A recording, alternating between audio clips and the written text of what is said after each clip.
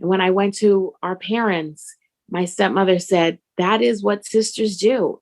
You just don't understand because you're an only child and you have been overindulged.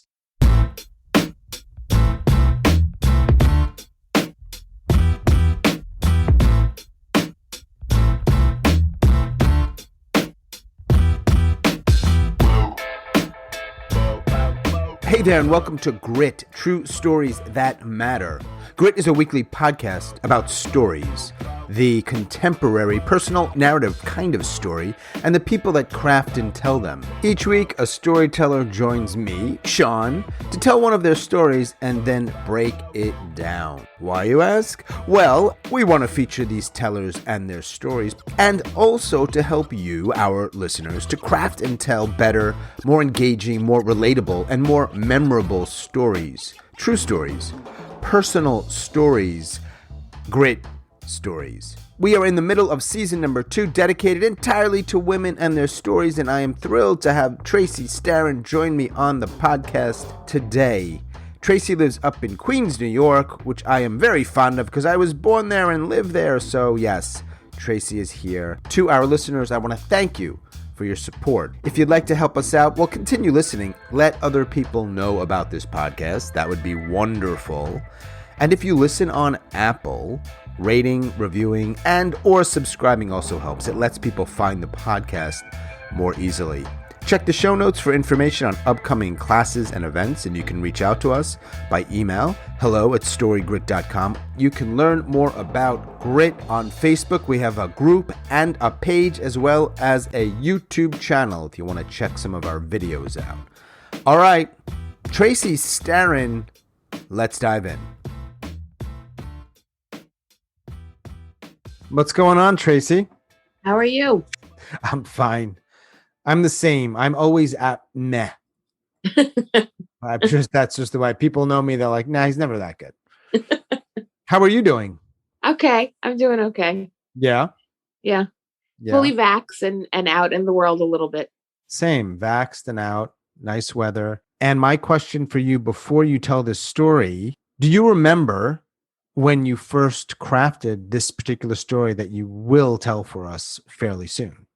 I do. It was early in the pandemic when we first started to do online shows. I realized that I could either participate in online shows and start to write new stories or spend God only knows how long doing nothing at all. Right. So I started doing this. It was something that I had been kind of percolating for a little while. I knew I wanted to do something about it. And so I put it together. So it's probably about a little over a year old. Gotcha.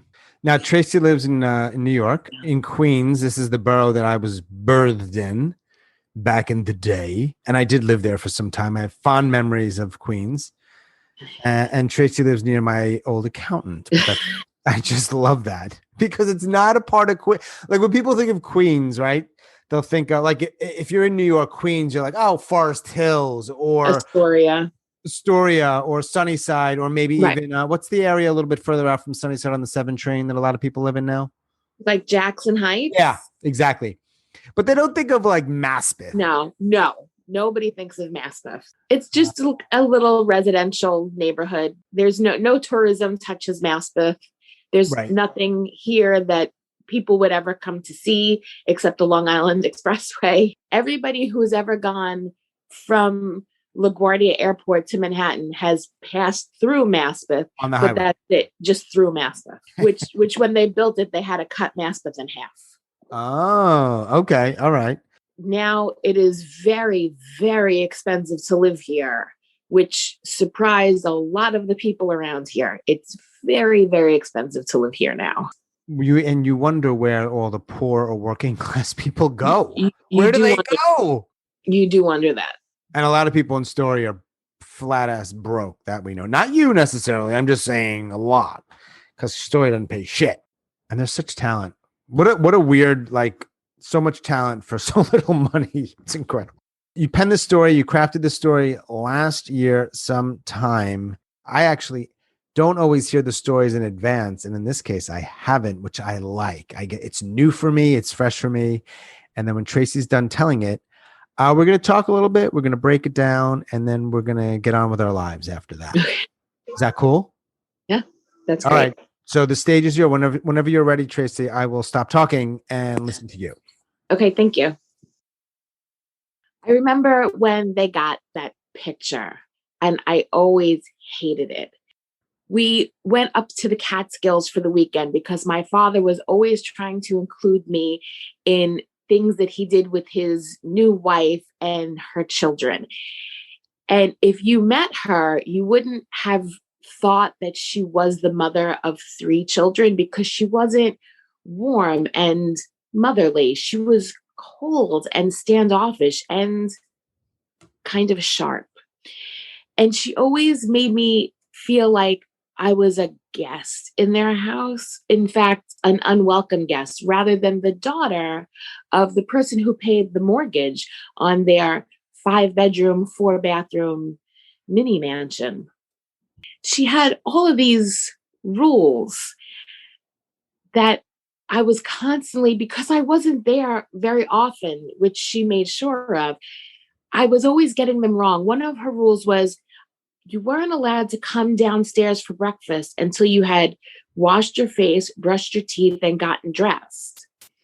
And so when I would come at the age of 4, bounding down the stairs in my pajamas for breakfast, she would point back up the stairs and march me back up there to wash my face and brush my teeth and get dressed. You know, we don't come down the stairs in our pajamas, she would say. And then she would add something in there about how my mother had overindulged me because she let me come to the breakfast table in my pajamas. And she had 3 children. Her 2 oldest children were always very nice to me, but they were older teenagers. And so they weren't around a lot because they already had lives. Her youngest daughter, Lisa, was closer to my age, but still about 4 years older than me. And they were always trying to make us hang out together because we were closer in age. And Lisa wanted no part of me. And she made it pretty obvious. Like when she would steal my stuffed animal and hide it until I cried. And then if I went to tell them, my stepmother, Lynn, would say, that's just how sisters behave. You just don't know that because you're an only child and your mother overindulged you. Or when my stepsister, Lisa, locked me in a closet and I screamed until I was hoarse. And when I went to our parents, my stepmother said, that is what sisters do. You just don't understand because you're an only child and you have been overindulged. And I would look to my father for some kind of help, but he always deferred to Lynn. And Lynn always voted against me. And when I stayed over, which wasn't that frequent, I slept on a rollaway cot in Lisa's room. Even when Lisa wasn't there for the weekend, I wasn't allowed to sleep in her bed. And so Lynn and I had a tough relationship, and I was just a little kid. So off we went to the Catskills for the weekend because they had friends who were also going to the Catskills that weekend.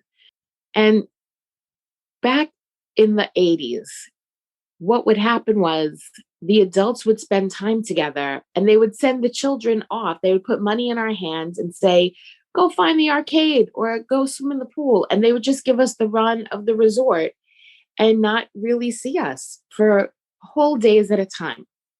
It was benign neglect.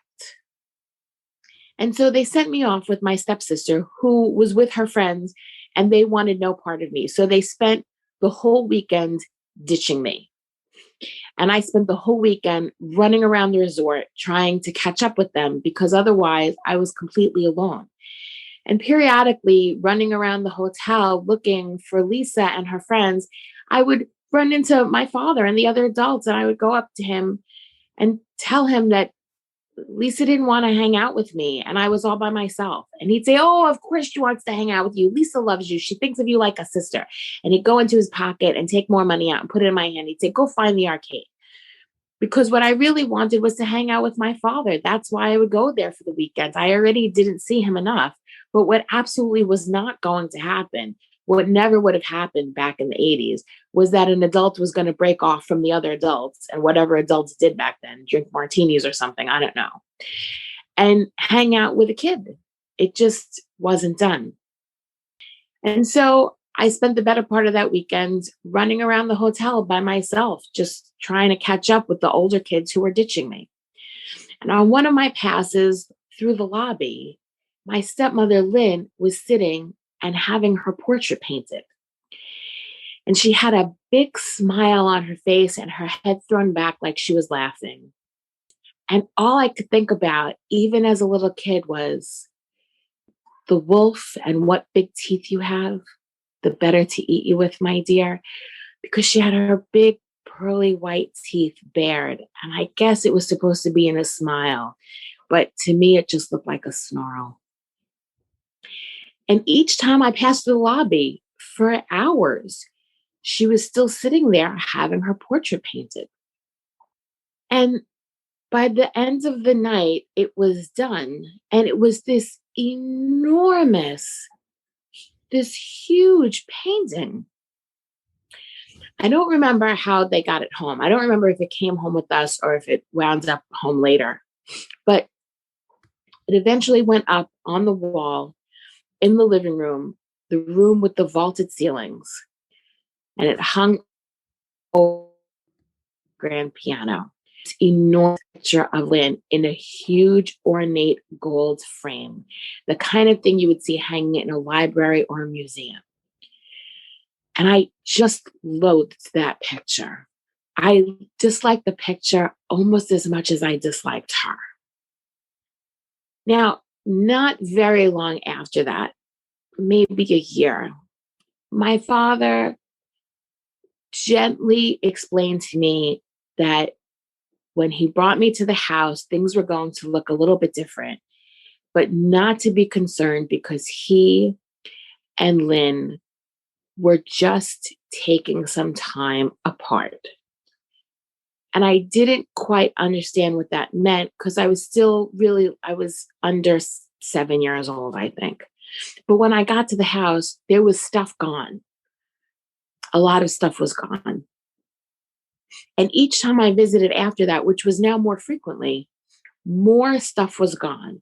Personal things were gone, like pictures off the walls and clothes out of closets and pillows and things like that. The kids' rooms were basically cleaned out. The kitchen table was still there. The couches in the den were still there. The piano was gone. That had been hers before they got married. But that portrait still hung. And when the whole house was cleaned out and he gently explained, except for his bedroom, and he gently explained to me that she wasn't going to live there anymore. The picture was still there, and there seemed to be kind of a pall over the house. And I swore that I could still hear her yelling at me when I came bounding down the stairs in my pajamas because there was nobody to tell me not to. And I would shield my eyes when I had to walk past it because I swear she was looking at me. And my father sat me down one day and explained to me that talk that parents have with kids when their parents get divorced about how it's not their fault and things may seem different now. And I interrupted him and I said, "How long is that picture going to stay here?" And he said, "You don't like that picture? I think it's nice." And I said, "No, I hate that picture. I've always hated that picture. And you know what? I always hated her too. And I'm glad she's gone." And the next time I came, the portrait was gone. And he never brought her up again. And the pall that seemed to have been over the house was broken. And it wasn't long after that there was a new lady in the picture, and she was much nicer.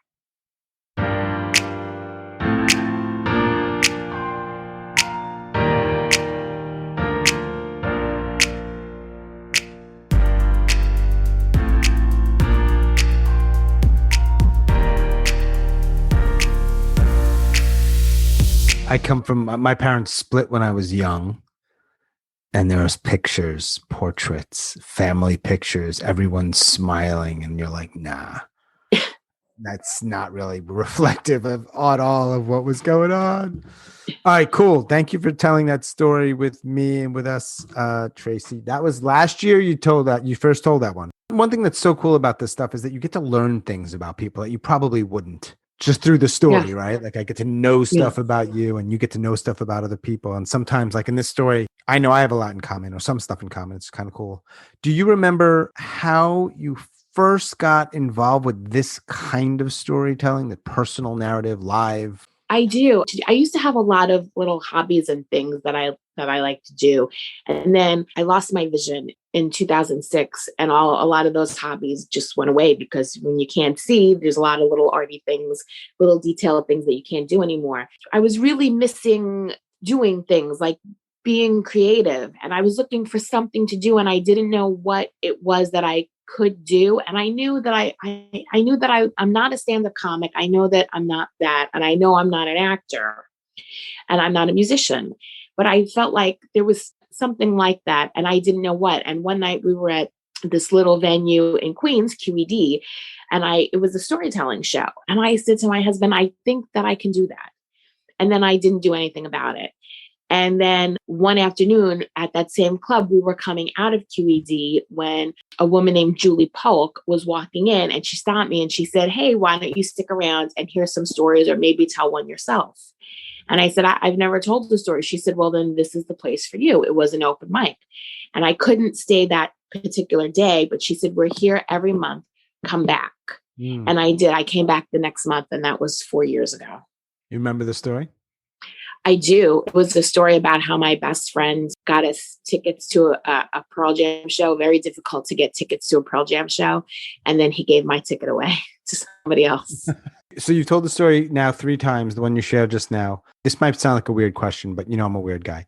Do you like this story? And do you like the way you've sort of structured it? Yeah, I think so. But, nothing is ever finished because it's not published. So the next time I tell it, it could be different. If I tell it for a different show that has a different theme, I might restructure it. Nothing is ever done. So I like it like this, but it could also change. Yeah, I like it too. I think it was really well done. Thank you. One of the new litmus tests I have that's very, very straightforward for stories now is, do I want to hear the next thing out of your mouth? Like, I think that's a really good way to gauge, like, all right. It's not that easy to do. It's actually really hard to keep people's attention, right?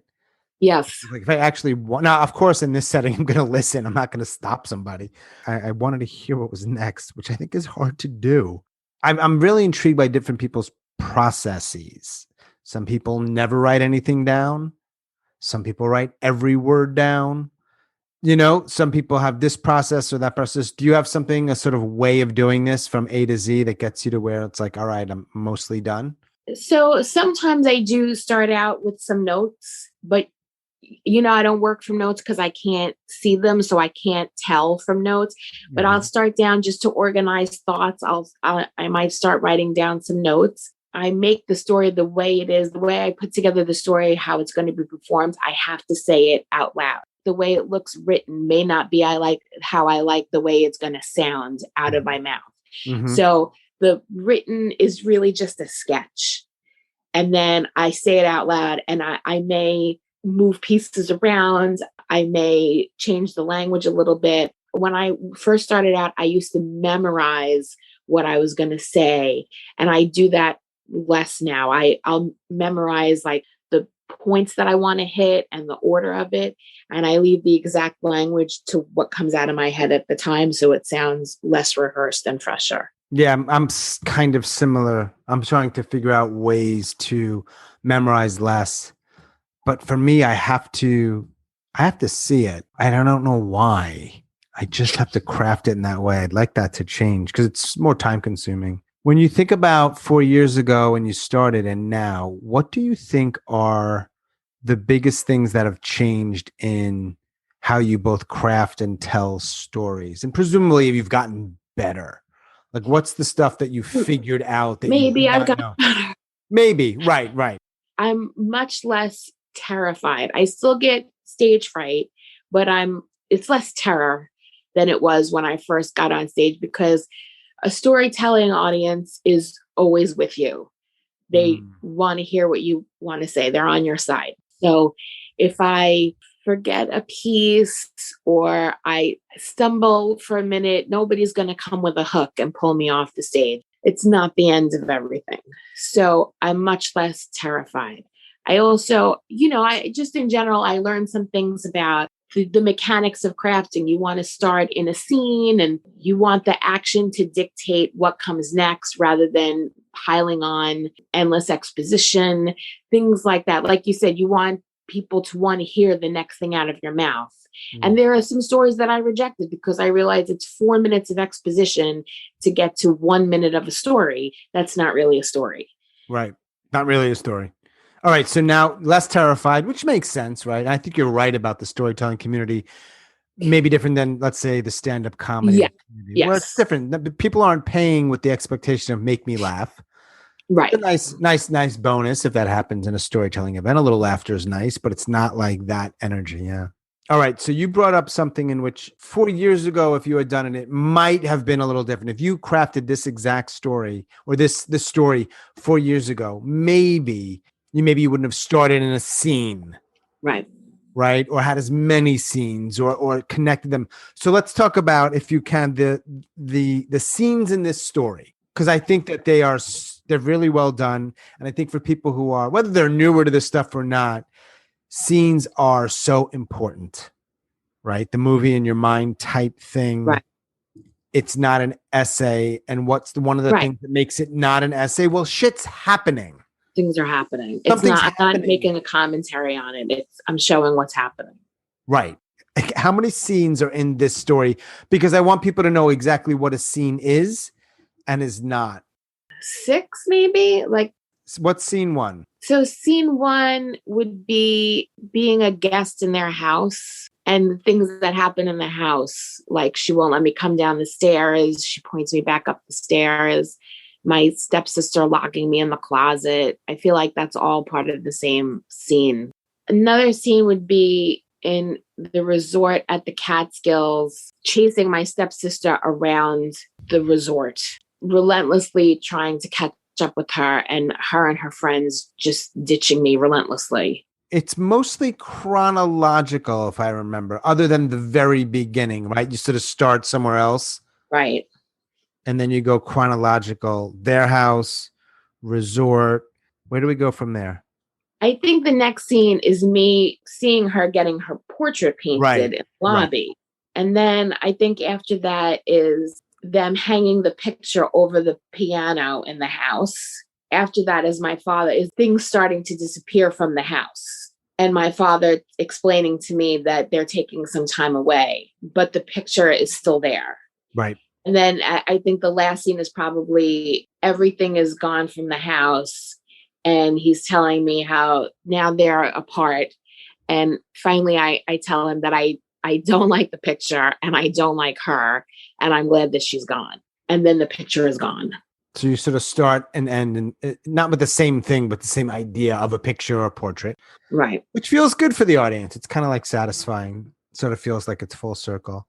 I always think of scenes that something's happening, right? There's shit's happening. And I think they usually, I'm trying to think of other things that like all, or at least most scenes have in common. They're set somewhere, their house, resort, another house. It's a location. And I think you did a good job of giving us a sense of the time, right? You were young. Yeah. Early 80s. Early 80s. Your way of describing the Catskills was spot on. It's so true. The adults, what the fuck were they doing? We don't have, and no idea. They were doing something. I have no idea what. Maybe orgies. We don't know. I don't know. A key party, eating beef Wellington, drinking martinis. No idea. None of them interacted with us. You know, we went to the Catskills, of course, because we were Jewish and it was the law. You had to go to the Catskill. Right. And the kids would play. And that's great if you're a kid who's popular, but it sucks if you're not. Right. I remember going, I think, were we Catskills or Poconos or whatever the hell it was? There were these games. A lot of time was spent in the arcade. I hate to say this. I'm not giving anyone ideas, but it's like a gold mine for some sort of sick serial killer child. Absolutely. I mean, like nobody gave a shit. Absolutely. Whatever. Are there 7 kids, 8 kids, whatever? One of them is just wandering somewhere, or maybe they've been kidnapped. It feels like, exactly. If one of us had gone missing, nobody would have known for days. like maybe 2 days later. Oh, you haven't seen? Okay. It's so funny.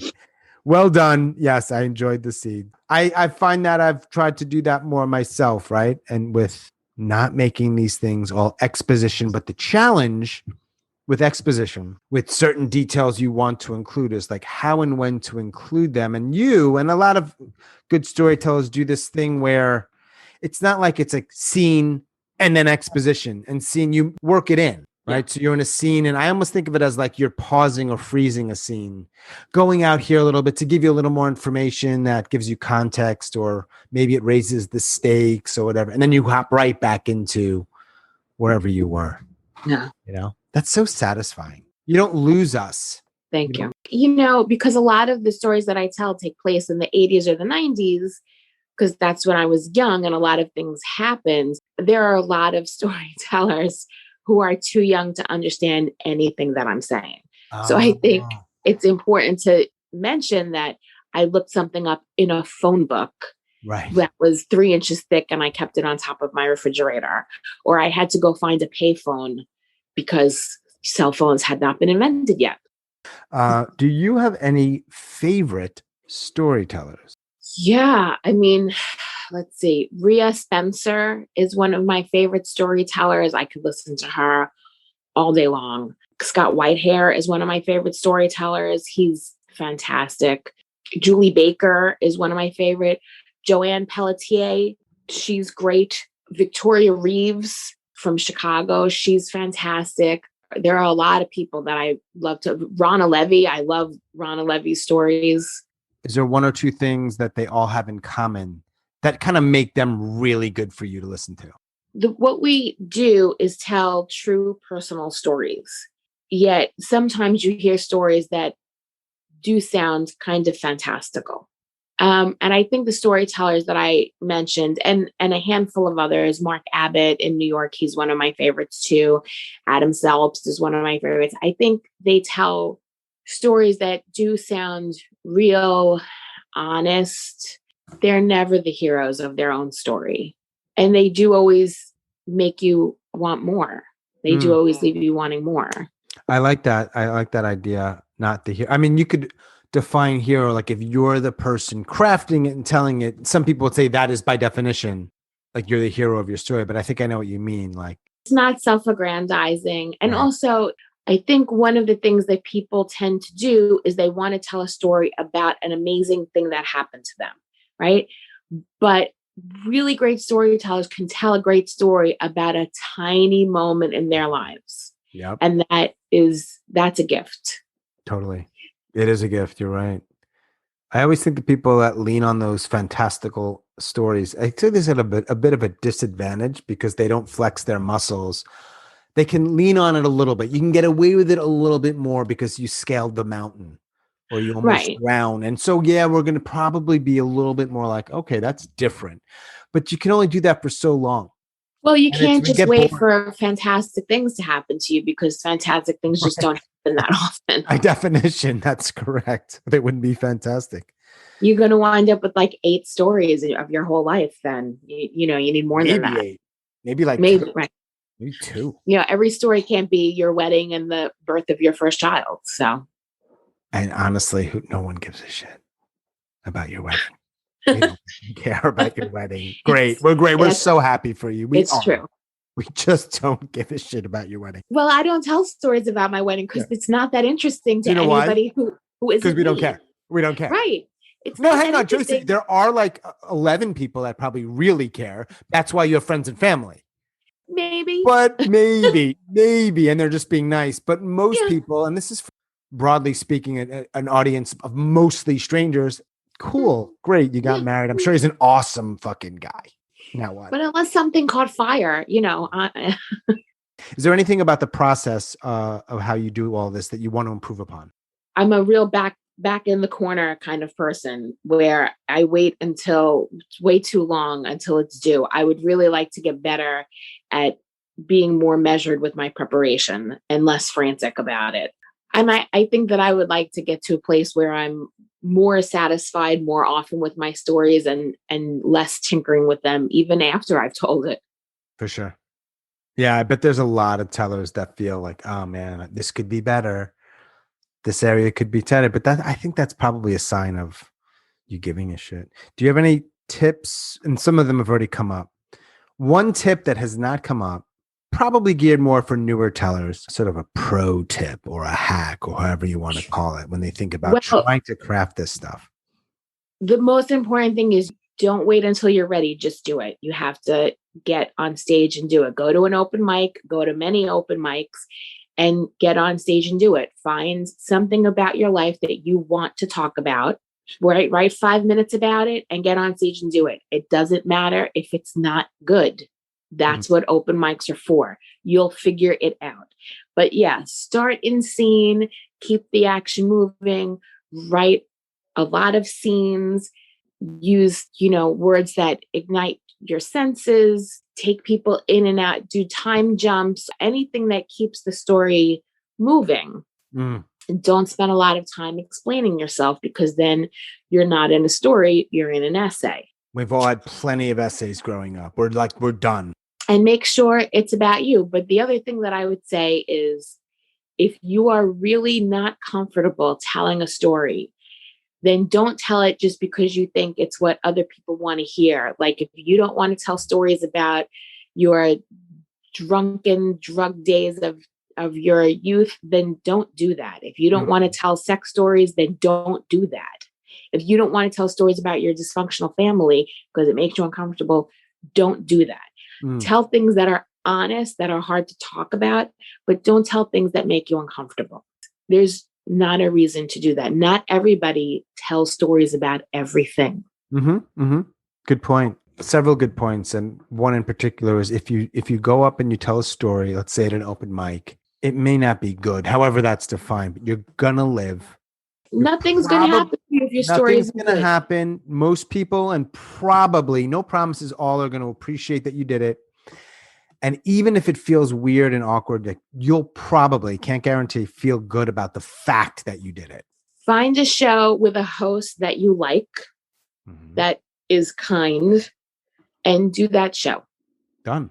And if you're in Europe, because that's what I'm looking at behind Tracey's head, and Western Asia, maybe there's one there too. It doesn't have to be in the United States even. We're going international. It's true. I did a Canadian show. I am international now. You're international. I have no more questions. I so appreciate you taking the time to tell the story and to break it down as we did. And you know how these podcasts have to end. There's one word and they always end the same way. You want to say it with me on 3? Ready? Yeah. 1, 2, 3. Boom.